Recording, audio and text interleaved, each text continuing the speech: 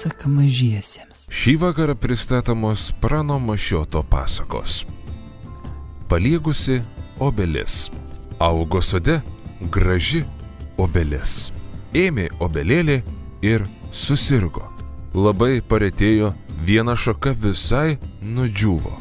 Kartą atsitupė ant sausosios šakos varną snapo nusivalyti. Varnelė, varnelė, ar negalėtum manęs pagydyti? Dejavo obelėlė.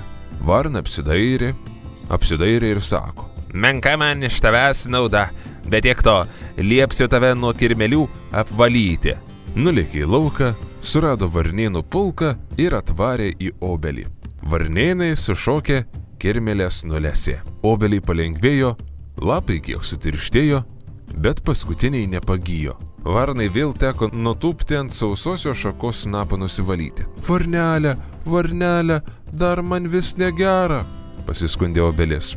Varna apžiūrėjo obels kamieną, galvą pakraipė ir tarė. Čia rodos nieko nepadarysiu be daktaro. Pakilusi nulėkė į mišką. Atsitūpusi į medį paklausė, kur stuksena ir nulėkė prie senos pušies. Rado genį pušies kamieną bekalenantį. Pakarksėjo genį į ausį ir nulėkė savais keliais. Genys metęs pušį nulėkė obels apžiūrėti. Pastuksėjo snapu į kamieną ir tarė. Čianai užteks darbo kelioms dienoms. Apsižiūrėjo vietą nakvyniai ir stojo prie darbo. 3 dienas išsijuosęs kaleno, nuo vieno šono gerą plotą živies nudraskė, vabalus išgaudė. Dabar pasveiksi, tarė darbą pabaigęs. Obelis pasveiko. Pranas Mašiotas, vištelė. Vaikščioja vištelė po kiemą ir kalba. Kad 10, padėsiu kiaušinių 10, išperėsiu gražių vaikučių. Kad 10. Pasidarė vištelė gūžtą, pasidėjo kiaušinių ir atsitupė viščiukų perėti. Šeimininkė norėjo užsiauginti ančiukų. Atsiėmė iš gūžtos kiaušinius, padėjo antinių. Tupėjo vištelė ant kiaušinio ir išperėjo ančiukų krūvą. Žiūri vištelį į ančiukus ir stebisi. Kodėl jūs napeliai tokie platus? Kodėl kojelės tokios plokščios? Tiek to, sako vištelė. Kokie yra, kie yra. Vis mano vaikeliai, juos glamonėsiu, gražiai auginsiu.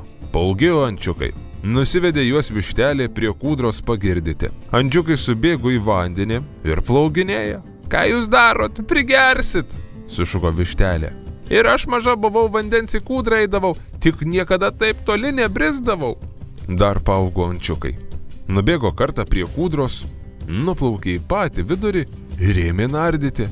Gelbėkit, sušuko vištelė, mano vaikai skęsta. Ančiukai išsimaudė, atplaukė prie krašto ir turškė dumblus napeliais drapsto. Pažiūrėjo vištelė, pažiūrėjo ir sako. Šitie vaikai man visai nepavyko, nori antis mėgdžioti. Tiesi žinai, kad jie jau tokie. Ir paleido ančiukus su antimis vaikščioti. Pranas Mašiotas. Juozukas, pieštukas ir trintukas. Juozukas buvo sesytį Onytį paveiksliuką. Iki jos vardadienio tik kelios dienos buvo likusios, tai skubėjo, dirbo, tai braižė pieštuku, trynė trintuku, kad kakta jam išrasojo. Na, reikia pailsėti. Pagaliau atsidusėjo Juozukas, padėjo pieštuką ir atsistojo.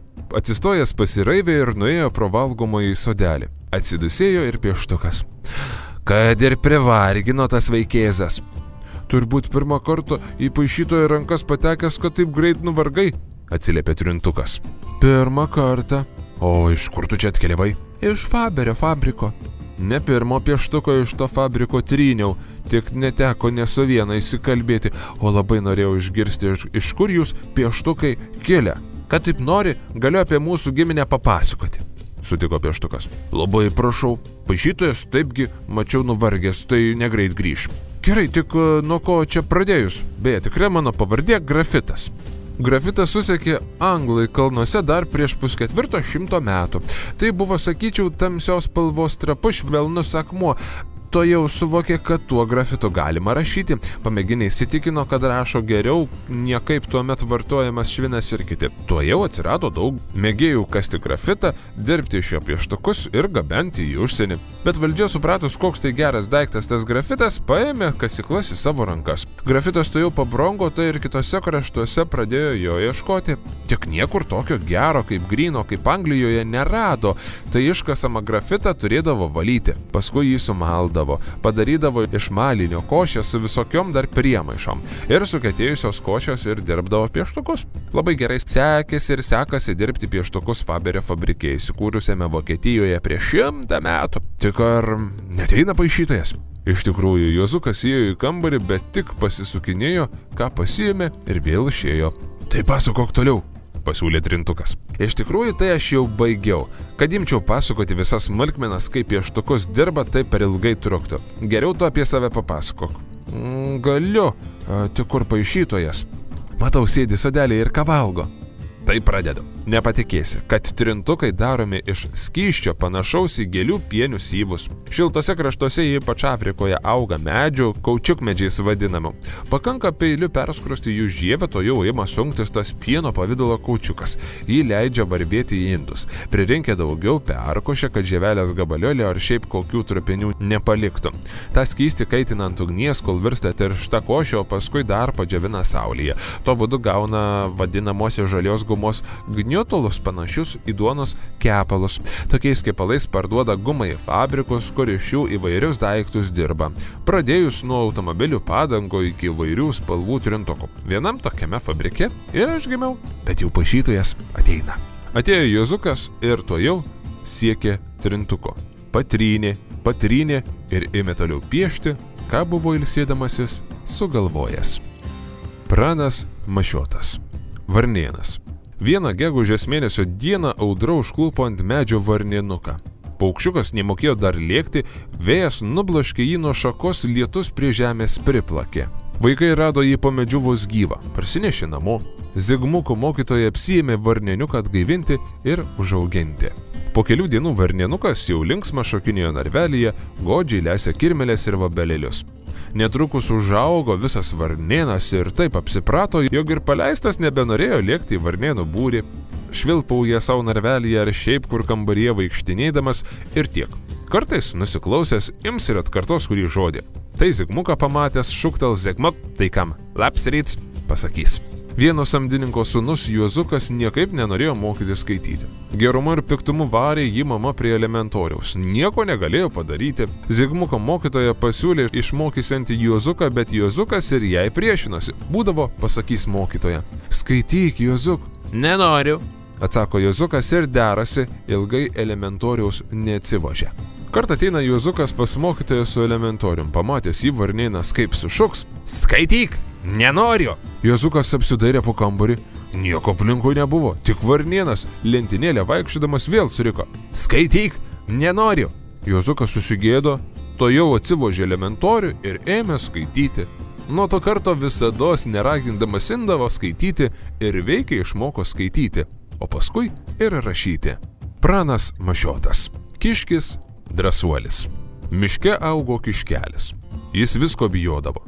Trakštelė šakelė, purptelės paukštelė, nukris nuo medžio sniego gniūžtelė, kiškeliui būdavo širdelė iš baimės sudreba. Bijodavo dieną, bijodavo naktį, kentė baimę ištisus metus. Paskui kiškelis užaugo didelis ir jam nusibodo bijoti. Aš nieko nesibijau, sušuko jis kartą į visą mišką. Visai nebijau ir tiek. Subėgo seniai kiškiai, atkuisnojo mažiukai, atvežliojo senės kiškienės, visi klausos, kaip drąsuolis giriasi. Klausos ir galvas kraipo. Negirdėtas daiktas, kad kiškis nebijotų. Klausyk to, žlibakė, argi tu vilko nebijai?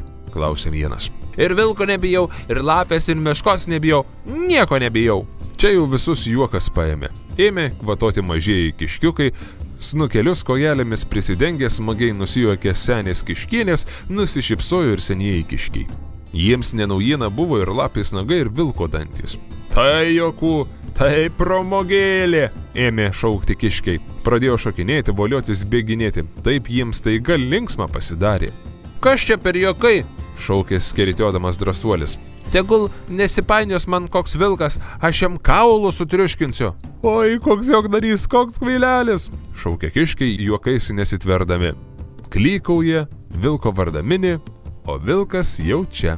Valkiojasi vilkas po mišką, išalko ir mano savo. Ot, kad dabar gavus kiškienos užkasti.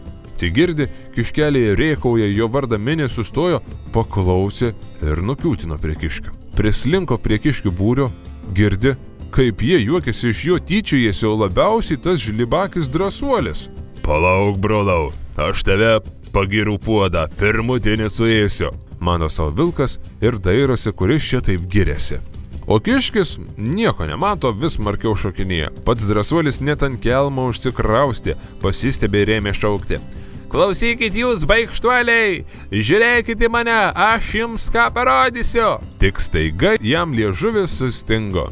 Jis pamatė baises vilko akis.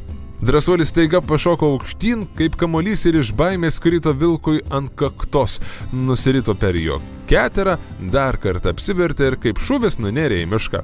Bėgo drąsuolis, kol visai pailso. Jam vis rodėsi, kad vilkas vejasi ir štai jį pagriebs. Pagaliau už baimės užsimerkė ir griuvo vos gyvas po kulynų. Vilkas bėgo į kitą pusę. Mat, kai kiškis krito vilkui ant kaktos, jam pasirodė, kad kas jam pagaliu sudrožė. Paskui jis supaisė, kas atsitiko, tik gėda buvo grįžti.